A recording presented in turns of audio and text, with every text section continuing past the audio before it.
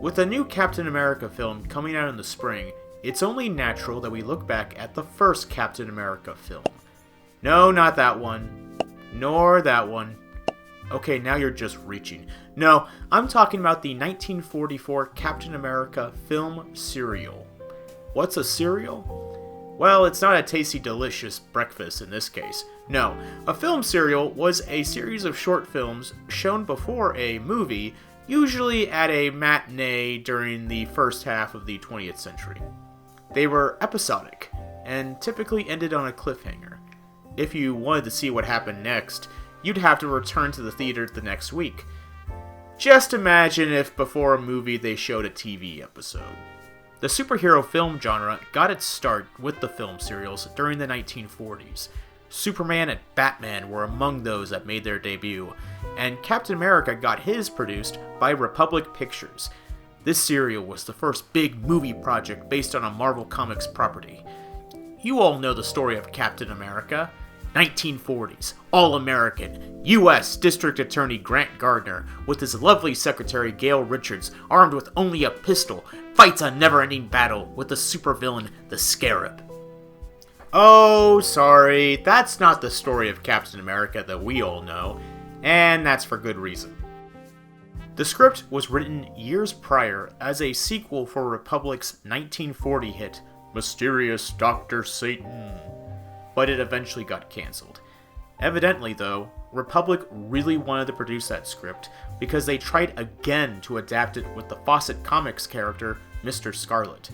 Republic had already adapted Fawcett characters Captain Marvel and Spy Smasher, but the plan to adapt Mr. Scarlet fell apart. It was subsequently rewritten for other characters, until eventually they caught the attention of Timely Comics, the company that would eventually become Marvel. Timely agreed to license the character of Captain America for free, as they hoped the potential success of the serial would increase comic sales. Timely also sent Republic several issues of the Captain America comic for research and reference. Anger on the behalf of Timely ensued when it was discovered that the serial bore little resemblance to the Captain America of the printed page, but no legal troubles came. Republic claimed that none of the comics sent contained any relevant information on Steve Rogers, and that they didn't have to follow the source material. It's far more likely that Republic didn't care about the source material because they really wanted to produce that script. Alas, it didn't pay off. Performing below expectations, Captain America was the last superhero film serial produced by Republic. After a series of other falls, including the rise of television, Republic closed its doors in 1967. A sadder fate awaited Captain America's actor, Dick Purcell. A regular in B-movies, Purcell was 38 at the time.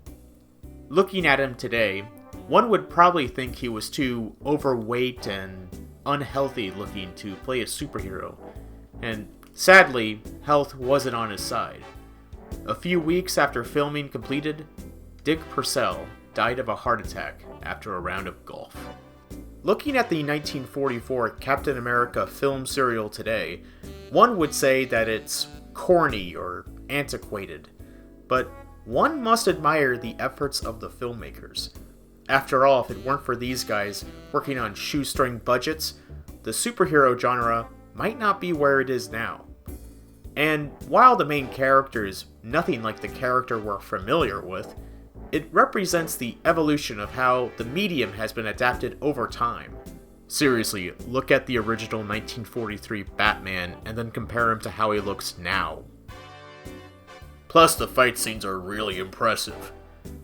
So, while it might not be much to look at today, the 1944 Captain America film serial has earned its place in the history of cinema.